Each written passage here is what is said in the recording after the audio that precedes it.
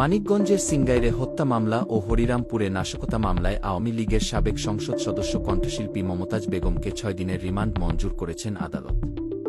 বৃহস্পতিবার ২২ মে বেলা ১১:৩০টার দিকে মমতাজ বেগমের উপস্থিতিতে মানিকগঞ্জের চিফ জুডিশিয়াল ম্যাজিস্ট্রেট আদালত এই আদেশ দেন।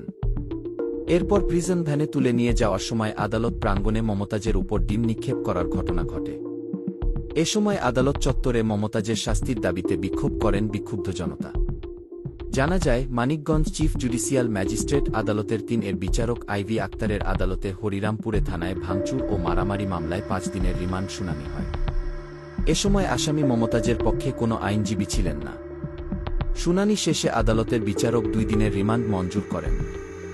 সিনিয়র জুডিশিয়াল ম্যাজিস্ট্রেট আদালতের বিচারক মুহম্মদ আব্দুল নূরের আদালতে ২০১৩ সালে সিংগাইর উপজেলার গোবিন্দল এলাকায় হরতালের সমর্থনে মিছিলে পুলিশের গুলিতে ৪ জন নিহতের মামলায় ৭ দিনের রিমান্ড শুনানি হয়।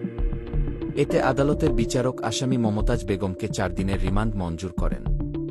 পরে Harirampur senior judicial magistrate Ivy আক্তারের আদালতে তোলা হলে নাশকতার মামলায় ২ দিনের রিমান্ড মঞ্জুর করা হয়।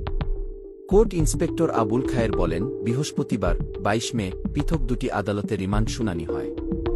এতে একটি আদালতে ২ দিন ও অন্য আদালতে ৪ দিনের রিমান্ড মঞ্জুর হয়। আসামি মমতাজকে গাজীপুর কাশিমপুর কারাগারে পাঠানো হয়েছে।